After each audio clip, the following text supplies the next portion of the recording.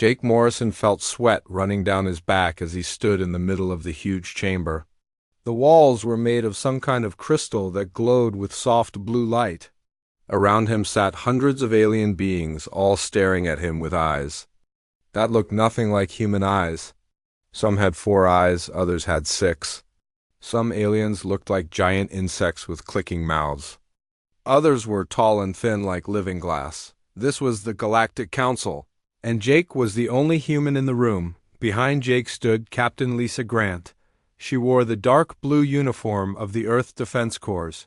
Her hand rested on her weapon. But Jake knew it would be useless here. They were surrounded by technology that could destroy Earth. With a single command dot at the front of the chamber sat the most important alien of all. His name was Zethrex, and he belonged to a species called the Calvari. He was 12 feet tall, with blue skin and 4 glowing yellow eyes. Golden robes covered his body, and when he spoke, his voice echoed through the chamber like thunder. "Human," Zethrax said, his 4 eyes focusing on Jake. "Your species has been judged." Jake tried to keep his voice steady. "We're listening. For 100 years your people have traveled among the stars. We welcomed you. We shared our technology. With you, we taught you the ways of peace that have kept this galaxy safe for 10,000 years. The alien leader stood up, and his shadow fell across Jake like a dark cloud. "But humans refuse to learn. You build weapons when we tell you to. Build gardens. You fight wars when we teach you meditation. You expand your territory when we ask you to be content with what you have." Jake felt anger rising in his chest, but he forced himself to stay calm. "We're explorers. It's our nature to grow and discover new things." "Your nature is violence," said another alien from the side. This one looked like a giant spider with a human face. "Every species that joins the council must give up their violent ways. We remove the genes that cause aggression. We change the brain patterns that lead to war. This is the price of peace." Jake's blood went cold. "You want to change our genetics? Change who we are?" Zethrax nodded slowly. "Every species in this council has undergone the pacification process. The Zilari once conquered half the galaxy before they saw the wisdom of peace.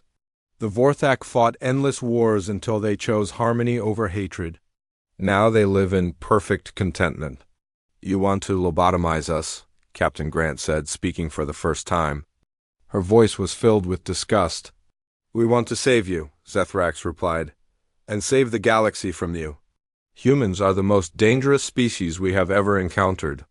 Your aggression levels are off our measurement scales. Your willingness to fight impossible odds borders on insanity. Left unchanged, you will bring war to peaceful worlds that have not known conflict for thousands of years." Jake looked around the chamber at all the alien faces. Now he understood why they all looked so calm, so empty. These weren't the same species that had once conquered galaxies and fought great wars.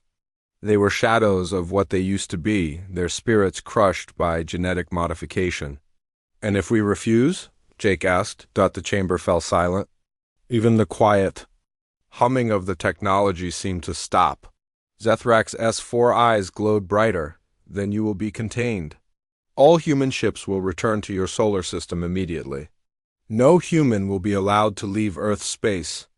Your species will remain locked in your home system until you die out or until you accept pacification."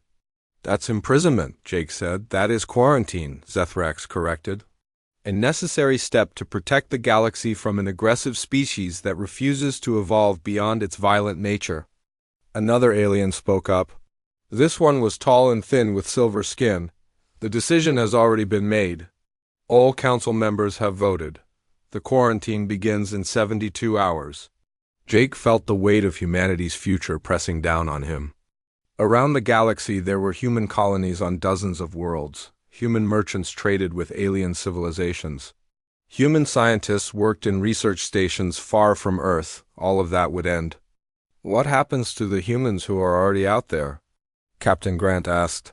"They have 72 hours to return to Earth space," Zethrax said. "Any humans found outside the quarantine zone after that time will be captured and brought here for forced pacification." "And our colonies?" will be evacuated or destroyed. Jake closed his eyes for a moment. When he opened them, he saw something in the aliens' faces that he had missed before. It wasn't just emptiness, it was fear, despite all their talk of peace. And harmony, they were afraid of humanity. Afraid of what humans might become if left alone. "You're terrified of us," Jake said quietly. Zethrax's expression didn't change. "We are concerned about galactic stability." "No," Jake said, his voice getting stronger. "You're scared. That's why you're doing this. Not because we're violent, but because we're everything you used to be before you cut out your souls." "Several?" Aliens made angry noises, but Zethrax raised a hand for silence. "Your species will have time to consider its options during the quarantine. Perhaps isolation will teach you the wisdom of accepting our guidance." "Or perhaps," Jake said, "isolation will teach us something else entirely." The meaning behind his words was clear, and Zethrax's eyes narrowed. "Do not mistake our mercy for weakness, human. We have weapons that could turn your sun into a cold rock. We have ships that could crack your planet like an egg. We offer you peace and survival. Do not choose war and extinction." Jake straightened his shoulders. "We'll give you our answer soon enough." "The quarantine begins in 72 hours, Zethrax repeated. "Use that time wisely." The session ended, and Jake and Captain Grant walked through the corridors of the massive space station. Other aliens moved away from them now, as if being human was some kind of disease they might catch. Jake noticed how they walked, how they moved. Everything was slow, careful, controlled. There was no passion in their movements, no fire in their eyes. "Sir," Captain Grant said quietly as they reached their shuttle, "what are you thinking?" Jake looked back at the station that housed the government of the galaxy. Somewhere in there, aliens who had once been great warriors and explorers now lived as shadows of their former selves. They had traded everything that made them special for safety and peace. "I'm thinking," Jake said, "that they just made the biggest mistake in their 10,000-year history." "How so?" Jake smiled, and there was something dangerous in that smile. "They think they know what humans are capable of. They think they understand our potential. But they've only seen us when we were trying to fit in, trying to be good galactic citizens." He climbed into the shuttle and activated the communications system. "This is Ambassador Morrison to Earth Command. Priority Alpha message for President. Harrison, tell him we need an emergency meeting of the Defense Council. Tell him the gloves are coming off." As their shuttle left the station, Jake watched the alien ships in the distance. Beautiful, advanced, powerful ships crewed by beings who had forgotten how to fight, how to struggle, how to reach for something beyond their grasp. "Captain," Jake said, "send a message to all human colonies and ships. Tell them to start heading home. And tell them to bring everything they've learned about alien technology." "Yes, sir." "And then what?" Jake's smile grew wider. "Then we show these peaceful aliens what happens when you corner humanity. They wanted to see our true nature. They're about to get a very close look." President Robert Harrison sat in a room deep under the White House. The room had no windows and thick walls that could stop nuclear bombs. Around the long table sat the most powerful people on Earth. Their faces were grim as they listened to Ambassador Morrison's report on the big screen. "Let me make sure I understand this correctly," President Harrison said, rubbing his tired eyes. "The aliens want us to let them change our brains and our genes. They want to remove everything that makes us human. And if we say no, they'll lock U.S. up in our own solar system forever." "That's exactly right, Mr. President," Morrison said from his ship. "Every alien species in the Council has gone through this process. They call it pacification. It removes aggressive behavior, competitive instincts, and the drive to explore and conquer." General Patricia Coleman leaned forward. She was the head of Earth's military forces, a tough woman with gray hair and scars from old battles. "Sir, our spy satellites show alien fleets moving toward our solar system. We estimate they'll be in position to blockade us within 3 weeks." Dr. Kevin Walsh sat at the far end of the table. He was a thin man with wild hair who looked like he hadn't slept in days. "Mr. President, I need to tell you about something we've been working on in secret, something the aliens don't know about." The doctor pressed a button and the room filled with holographic images. They showed strange ships, weapons that glowed with impossible energy, and soldiers wearing armor that looked more machine than human. For the past 5 years, we've been studying alien technology, but we haven't just been copying it, we've been improving it. The aliens think in terms of peace and harmony. We think in terms of winning. Secretary of Defense Angela Murphy shook her head. "Kevin, what you're showing us looks like science fiction."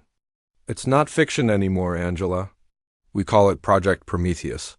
Instead of removing human aggression like the aliens want, we enhance it, we make it stronger. We turn human soldiers into something the galaxy has never seen before." Dr. Walsh changed the display. Now it showed detailed diagrams of the human body with parts highlighted in red and blue. Genetic enhancement to make us faster and stronger.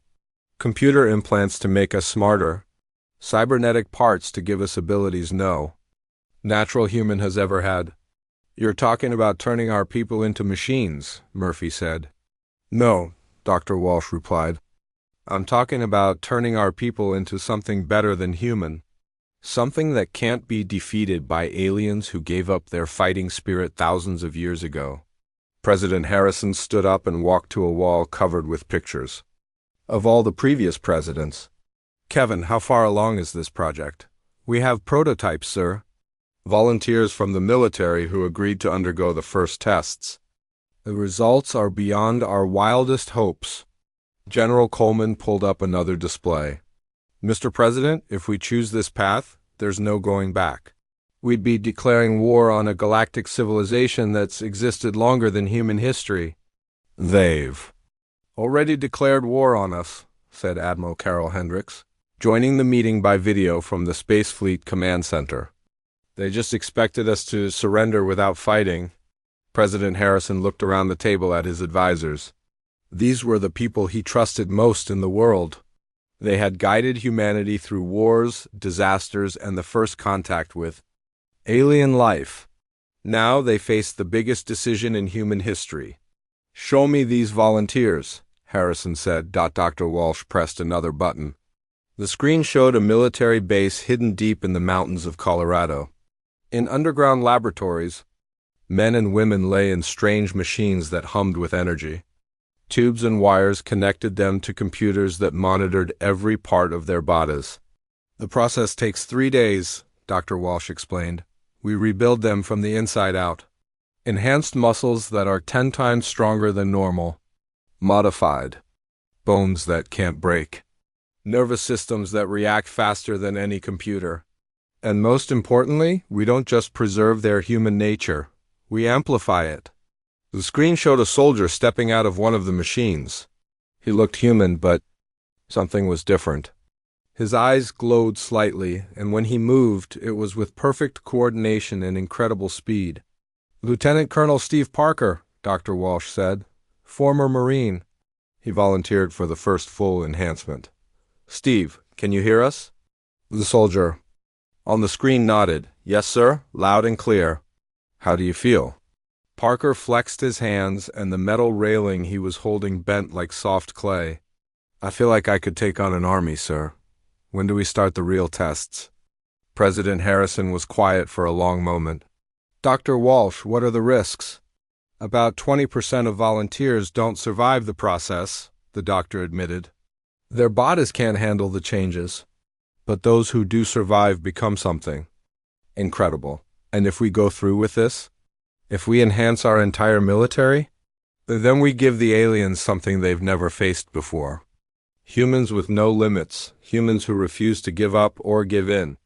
Admiral Hendricks spoke from her command center. "Mr. President, I've been fighting in space for 20 years. I've seen what alien technology can do, but I've also seen what human determination can accomplish. If Dr. Walsh can give us the tools to match their technology with our fighting spirit, we could win," General Coleman finished, "not just survive." "Actually win." Secretary Murphy still looked worried. "And what happens to us? What happens to humanity if we go down this path?" We become what we were always meant to be, Dr. Walsh said. Every species in the galaxy gave up their potential for safety. They chose to be less than they could be. We choose to be more. President. Harrison walked back to his chair but didn't sit down. The aliens are afraid of us. That's why they're doing this. They've seen what humans can do with primitive technology and limited resources. They know that if we ever reach our full potential, we'll be unstoppable. Yes, sir, Morrison said from the screen. I could see it in their eyes. They're terrified of what we might become. Then let's become it, Harrison said. Dr. Walsh. I'm authorizing Project Prometheus, full scale. How many people can you enhance? We have facilities that can handle 10,000 volunteers initially, but sir, we'll need more than just soldiers. We'll need enhanced pilots, engineers, scientists, everyone. You'll have whatever you need. General Coleman, I want volunteers. From every branch of the military. Admiral Hendricks, start moving our fleets to defensive positions, and Dr. ... Yes, sir? I want to be one of the first to undergo the process. The room went silent. Everyone stared at the president. Sir, that's not necessary, General Coleman said. ... Yes, it is. If I'm asking our people to become something more than human, I need to lead by example. Besides, Harrison smiled grimly, when the aliens see that our own president has been enhanced, they'll understand that we're not backing down. Dr. Walsh nodded. I'll prepare the procedure, Mr. President, but I should warn you, the process is painful. We're essentially rebuilding your entire body. Good, Harrison said. Pain is just another human trait the aliens tried to breed out of their people. We're going to show them that pain makes us stronger, not weaker. As the meeting ended, the leaders of humanity began making plans that would change their species forever. In secret laboratories, volunteers lined up to become something beyond human understanding. In hidden shipyards, new weapons were being built that would make alien technology look like toys. The Council had given humanity a choice, submit or be destroyed. But humanity had chosen a third option. They would evolve. They would become stronger, faster, smarter, and more dangerous than any species in galactic history. The aliens wanted to remove human aggression. Instead, they were about to face human aggression enhanced beyond their worst nightmares. 6 months had passed since the alien ultimatum. Deep beneath the Rocky Mountains, in a secret base called Cheyenne Complex, something amazing was happening. Lieutenant Colonel Steve Parker stepped out of the enhancement chamber and looked at his hands. They looked normal, but he could feel the power flowing through them. These hands could crush steel like paper. How do you feel, Colonel? Dr. Walsh asked. He was watching numbers on a computer screen that showed Steve's vital signs. Everything was perfect. I feel like I could fight 100 men and win, Steve said. His voice sounded different now, deeper, stronger. When he spoke, the sound seemed to vibrate through the air. Steve's eyes had changed too. They could see things no human had ever seen before. He could see heat patterns, radio waves, even the tiny electrical signals in Dr. Walsh's brain. The world looked completely different. Now, when do we start the real training? Steve asked. Soon, Dr. Walsh smiled. But first, let me show you something incredible. The doctor led Steve through corridors filled with other enhanced humans. Thousands of volunteers had come forward when President Harrison asked for people willing to undergo the transformation. Soldiers, pilots, scientists, engineers. All of them wanted to help humanity fight back against the aliens. They walked into a huge training room where other enhanced humans were testing their new abilities. A woman named Commander Helen Torres was standing in the center of the room. She looked normal except for her skin, which seemed to shimmer like it was made of light. Watch this, Dr. Walsh said. Helen raised her hand toward a wall of electronic equipment. Suddenly, blue electricity danced between her fingers. The electricity jumped from her hand to the machines, and all the lights went out. Then she lowered her hand, and everything turned back on. Helen can generate and control bioelectric fields, Dr. Walsh explained. When she gets angry or excited, she becomes a walking electromagnetic pulse.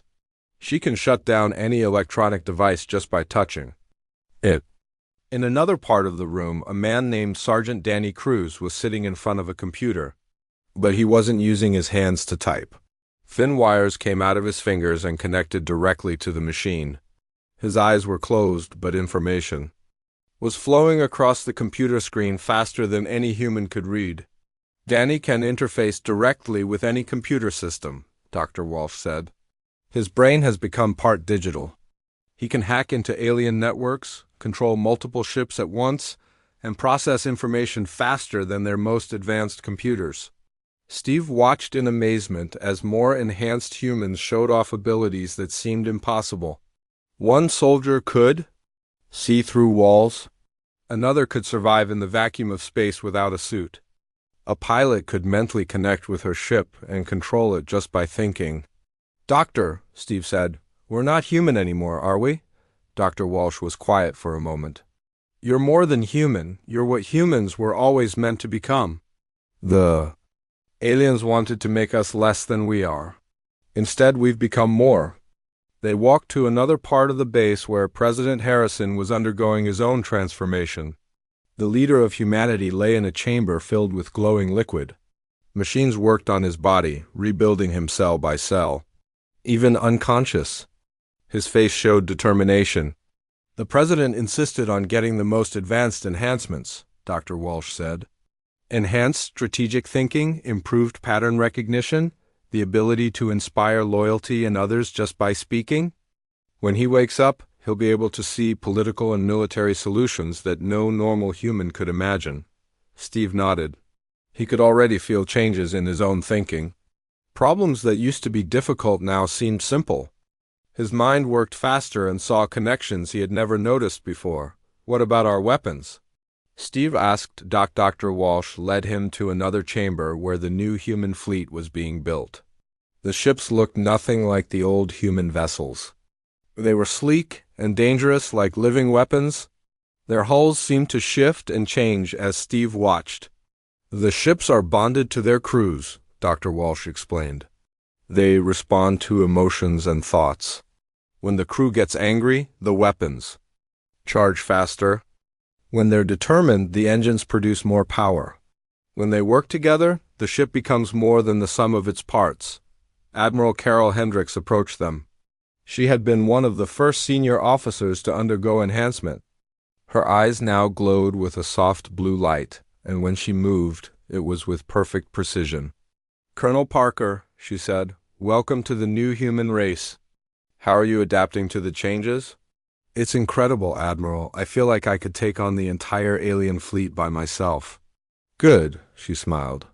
"Because that's exactly what we might have to do." Admiral Hendricks activated a holographic display that showed the solar system. Red dots marked the positions of alien ships forming a blockade around Earth's space. 500 alien vessels, she said. "The largest fleet they've ever assembled." "They're not taking any chances with us.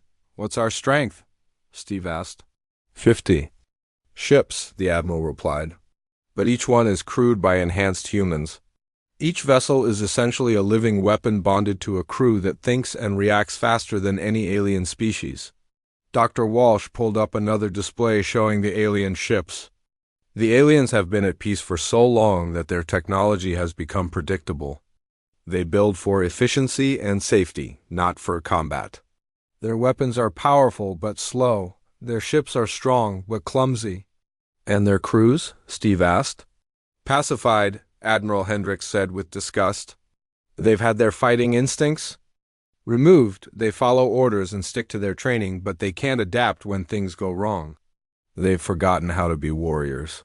Steve felt anger building inside him, and suddenly the lights in the room flickered. His enhanced emotions were affecting the electronic equipment around him. "Sorry," he said, trying to calm down. "Don't apologize," Dr. Walsh said. "That anger is a weapon. The aliens tried to remove it from their people because they knew how dangerous it could be. We've learned to control it and use it." A message came over the communication system. "All enhanced personnel report to Briefing Room 7, Priority Alpha." They walked to the briefing room where hundreds of enhanced humans were gathering. These were the cream of humanity's military forces, all transformed into something beyond normal human limits. When they moved together, there was a sense of purpose and power that filled the air. President Harrison entered the room, and Steve could hardly believe the change. The president looked the same, but there was something different in his eyes, an intelligence and strength that hadn't been there before. When he spoke, every person in the room felt compelled to listen. "My fellow humans," the president said, "the time for hiding is over. Our transformation is complete. We are no longer the species that first reached for the stars. We are something new, something the galaxy has never seen." He activated a display showing alien messages they had intercepted. "The aliens are afraid. Their spy networks are reporting that humans have vanished from our colonies and research stations. They think we're preparing to surrender. They have no idea what we've actually been doing." The president's expression grew cold. 3 days ago, alien forces destroyed a human research station in the outer system. They killed 300 people, including families with children. They claimed it was a warning shot to make us comply with their demands. The room filled with angry murmurs. Steve felt his own rage building, and around him, other enhanced humans were experiencing the same emotion. The air itself seemed to vibrate with their collective fury. "We will give them an answer," President Harrison said, "but not the answer they expect." Admiral Hendricks launched the fleet. "It's time to show the galaxy what happens when you threaten humanity." The enhanced humans began filing out of the room, heading to their ships. Steve followed them, feeling excitement and anticipation building in his chest. For months, they had been preparing for this moment. Now it was time to test their new abilities against an enemy that had no idea what was coming. The first shot of the war came without warning. Human Research Station 7 was studying new ways to grow food in space when alien ships appeared around it. The station commander tried to send a message asking what was wrong, but the aliens didn't answer. They just started shooting. 300 people died in the first few seconds. Scientists, engineers, families with children who had been working to help humanity survive in space. The station exploded in a ball of fire that could be seen from Mars. Captain Ryan Foster was on the bridge of his ship, the HMS Vengeance, when the news reached the human fleet. The ship's computer was connected directly to his enhanced brain, so he felt the destruction like a physical blow. Around him, his crew of 40 enhanced humans all experienced the same shock and rage. "All ships," came Admiral Hendricks' voice over the communication system. "We are now at war. Engage the blockade. Show them what happens when they murder human families." The human fleet appeared from quantum fold space right in the middle of the alien blockade. 50 human ships materialized among 500 alien vessels like ghosts becoming solid. The aliens had been expecting a slow approach, time to negotiate, maybe a surrender. Instead, they found themselves in the middle of a battle they didn't understand. Captain Foster's ship moved like nothing the aliens had ever seen. The HMS Vengeance spun through a series of impossible maneuvers, using the gravity of nearby asteroids to change direction without slowing down. Foster's enhanced reflexes let him pilot the ship in ways that would have killed a normal human crew. "Target the command ship," Foster told his weapons officer. Lieutenant Sarah Kim, her eyes glowed as she mentally connected with the ship's guns. "Locked on," she said, firing quantum torpedoes. The torpedoes weren't just guided by computers. They were guided by Sarah's enhanced mind, seeking their target with intelligence and purpose. The alien commander tried to dodge, but the weapons followed every move he made. 12 alien ships exploded in the first 17 minutes of battle. Captain Foster's single vessel had done what should have been impossible. The aliens started sending distress signals, calling for help, but their reinforcements were too far away. "This is impossible," one alien commander broadcast on an open channel. "No species has this level of combat ability. How are they doing this?" Commander Helen Torres was leading the enhanced Marines on a captured alien ship. When the alien crew tried to execute human prisoners, she walked into their bridge with electricity dancing around her body. Her bioelectric field shut down every electronic system on the ship while leaving the aliens Alive but helpless, the alien commander was 7 feet tall with 4 arms and skin like metal. He had never been afraid in his 300 years of life, but now he cowered as Helen lifted him off the ground with one enhanced arm. "This is impossible," he gasped. "No species has ever developed such abilities. Your genetics should not allow this." "You're right," Helen said, her voice calm, despite the rage in her eyes. "No pacified species could do this. But you never met humans who chose power over peace." She threw the alien commander across his own bridge. "Your people killed our families, our children. Did you think there would be no consequences?" The battle spread throughout the solar system as more alien reinforcements arrived. But instead of helping, they found themselves facing human tactics that broke every rule of space combat they knew. Human ships fought in coordinated groups, sharing information through quantum-linked implants in their crews' brains. They used asteroids as shields, gravity wells as weapons, and the electromagnetic fields of planets as ways to hide and attack. Dr. Walsh watched the battle from Earth's surface through the eyes of the enhanced soldiers. "This is incredible," he reported to President Harrison. "They're not just using the enhancements we gave them. They're evolving them in real time, developing new abilities as they fight." Sergeant Danny Cruz had connected his consciousness to the captured alien command ship's computer systems. His enhanced mind flowed through their networks like water, learning their technology and turning it against them. In one moment of perfect concentration, he transmitted something through the alien fleet's communication system that changed everything. It was pure human emotion. Rage, determination, the refusal to give up or give in. But more than that, it was the memory of the research station's destruction. The deaths of innocent families, the fury of a species that had been pushed too far, the alien crews who had been genetically modified to never feel such emotions, suffered immediate mental breakdowns. Ships drifted powerless as their crews curled up in corners, overwhelmed by feelings they had no ability to process or understand. "What did you do to us?" An alien captain screamed over the radio. "We showed you what you used to be," Danny replied, his voice echoing through the alien ship's speakers, "before you cut out your souls for the sake of peace."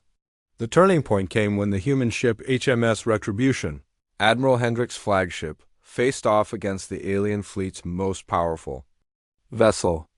The alien dreadnought was 3 times larger than any human ship, with weapons that could destroy planets, but size didn't matter when the crew of the Retribution worked together as one mind. The ship responded to their collective will, dodging energy beams that should have been impossible to avoid. When they fired back, their weapons carried the focused anger of 40 enhanced humans who had seen their people murdered. The alien dreadnought's shields failed. Its weapons went silent. Its mighty engines stopped working. In less than 10 minutes, the most powerful ship in the alien fleet was drifting helplessly through space. Admiral Hendricks opened a communication channel to the alien fleet. Her enhanced voice carried across every ship in the blockade. "This is Admiral Carol Hendricks of the Terran Defense Force. Your blockade has failed. Your most powerful ships have been destroyed or disabled. You came here to force us into submission. Instead, you've learned why the Council was right to fear us." The alien fleet began to retreat, but the human ships followed. This wasn't just a battle anymore. It was a lesson that the galaxy needed to learn. "Please," came a transmission from the alien fleet commander. "We surrender. Stop the attack." "We will withdraw from your system. Surrender?" Admiral Hendricks laughed, and the sound carried across the radio waves like thunder. "You don't understand. This isn't about territory or resources. This is about survival. You tried to eliminate us as a threat. Instead, you've created something far worse." Captain Foster's ship caught up with 3 fleeing alien vessels. Instead of destroying them, he disabled their engines and left them drifting. "Take a message back to your council," he broadcast to the disabled ships. "Tell them that humanity has made its choice. We chose power over peace. We chose evolution over extinction, and now we're coming for them." The battle ended with the alien blockade completely destroyed or scattered. 50 human ships had defeated 500 alien vessels without losing a single crew member. But more than that, they had announced humanity's transformation to the galaxy. Dr. Walsh received reports from enhanced humans throughout the solar system. "Mr. President," he said to Harrison, "the transformation is accelerating. Our people aren't just using their enhancements, they're developing new ones. It's like the stress of combat is pushing them to evolve even further." President Harrison, his own enhanced mind processing the implications of victory, smiled grimly. "Good. Send a message to every human colony, every human ship in the galaxy. Tell them to come home. It's time to show the Council what humanity has become." The first battle was over, but the war for humanity's future was just beginning. And now the galaxy knew that the young species they had tried to cage had become something beyond their worst nightmares. 1 year had passed since the Battle of Sol. Ambassador Jake Morrison stood once again in the Galactic Council chambers, but everything was different now. The crystal walls still glowed with soft light, but the atmosphere had changed completely. Where once the aliens had looked down on humanity with pity or contempt, now they avoided making eye contact altogether. Enhanced human delegates filled the observation galleries around the chamber. Their presence was like a storm cloud hanging over the proceedings. When they moved, it was with perfect coordination. When they spoke among themselves, their voices carried undertones that made the alien representatives nervous. High Counselor Zethrak sat in his chair at the front of the chamber, but his proud bearing was gone. His 4 yellow eyes, once bright with authority, now looked tired and afraid. His golden robes seemed too big for his body, as if he had somehow shrunk over the past year.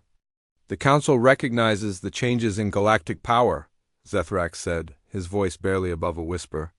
"We are prepared to discuss terms for peaceful coexistence." Jake smiled, and there was something in that expression that made several aliens shift uncomfortably in their seats. "Terms, High Counselor? I think you misunderstand the situation. We're not here to negotiate. We're here to inform you of the new reality." But behind Jake, General Patricia Coleman stepped forward. The enhancement process had changed her dramatically. She was taller now, her muscles clearly visible even through her uniform. Her gray hair had turned silver, and her eyes glowed with a soft blue light. When she spoke, her voice carried across the chamber like a command that could not be disobeyed. "The quarantine of humanity is over," she announced. "Any attempt to restrict human movement or expansion will be considered an act of war. Any species that wishes to trade or ally with humanity will be welcomed. Those that choose hostility will discover what happened to your blockade fleet." Dr. Kevin Walsh activated a holographic display that filled the center of the chamber. It showed a map of the galaxy with thousands of points of light scattered across it. Red dots showed the old Council territories, but blue dots were spreading among them like a growing infection. "Human expansion over the past year," Dr. Walsh explained. 67 new colonies, 12 research stations, and trading posts in 34 different systems, each one defended by enhanced humans whose capabilities continue to grow. An alien representative from the spider-like arachnid species raised one of his 8 arms. "You speak of peaceful expansion, but our monitoring stations report that you are absorbing entire populations. Whole species are abandoning their homeworlds to join your colonies." Commander Helen Torres, now serving as Director of Interspecies Relations, gestured toward a section of the gallery where non-human beings sat alongside the enhanced humans. They looked different from the pacified aliens in the council chambers. These beings moved with purpose and energy that had been missing from galactic civilization for thousands of years. "The Terran Commonwealth welcomes all species that choose growth over stagnation," Helen said. "We don't conquer or absorb. We offer something the Council never could, the chance to become more than nature intended." A Zellery representative, her crystalline body flickering with nervous light, spoke up. "You offer genetic modification, forced enhancement." "How is this different from what we do?" "We enhance," Jake replied. "You diminish.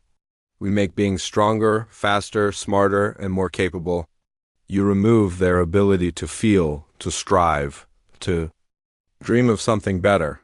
There's a fundamental difference. On the holographic display, Dr. Walsh showed images of the enhanced aliens who had joined humanity. A Vorthic engineer whose insectoid body now incorporated cybernetic components that let him interface directly with machinery. A former consul. Diplomat whose telepathic abilities had been amplified beyond anything her species had ever achieved. Every being who joins us keeps what makes them unique, Dr. Walsh explained. But they gain abilities they never thought possible. They don't lose their identity. They discover what their identity could become. President Harrison appeared on the main screen via quantum communication. The enhancement process had changed him more than anyone. His face showed wisdom and intelligence. That seemed almost supernatural. When he spoke, every being in the chamber felt compelled to listen, even the aliens who disagreed with everything he represented. High Counselor Zethrax, Harrison said, your people gave us a choice 1 year ago. Submit to pacification or face extinction. We chose a third option. We chose to evolve beyond your ability to threaten us. Zethrax's 4 eyes blazed with what little remained of his ancient anger. You speak of evolution, but you have turned yourselves into monsters. You conquer worlds with beings whose emotions have been weaponized. You spread across the galaxy like a plague. We spread like life, Harrison corrected. Real life, not the hollow existence you call peace. Every species in this council gave up their potential for safety. They chose to be less than they could be. We offer them the chance to be more. Jake activated another display showing economic and technological data. In 1 year, systems that have joined the Commonwealth have increased their productivity by an average of 400%. Scientific discoveries that would have taken the Council decades to achieve are happening in months. Art, literature, music, and innovation are flourishing in ways this galaxy hasn't seen for millennia. Because you force them to work? Accused a Calvari official. Because we inspire them to dream, Helen replied. When did any of your people last create something beautiful? When did they last push the boundaries of what was possible? When did they last feel the joy of achievement or the satisfaction of overcoming a challenge? The chamber fell silent. The alien representatives looked at each other, but none could answer her questions. Their pacification had removed not just aggression, but passion, creativity, and the drive to excel. Admiral Carol Hendricks joined the communication from her flagship, now orbiting the Council's home system with a fleet of enhanced human vessels. The old order is ending, she said simply. You can adapt to the new reality, or you can cling to a system that has already failed. Zethrax stood up slowly, his massive frame seeming smaller than it once had. What do you want from us? Nothing, Jake said. We don't need your permission to exist, your approval to expand, or your cooperation to succeed. But we're offering something you've never had before, a choice. President Harrison leaned forward on the screen. Any species that wants to join the Commonwealth is welcome. They can keep their culture, their traditions, their beliefs. All we ask is that they embrace the possibility of becoming more than they are. And if we refuse, Zethrax asked. Then you continue as you are, Harrison replied. Slowly declining. Slowly fading, slowly becoming less relevant as the galaxy moves beyond you. We won't force change on anyone. But we won't let anyone force stagnation on us. Dr. Walsh showed one final image, a star map showing the Commonwealth's projected expansion over the next decade.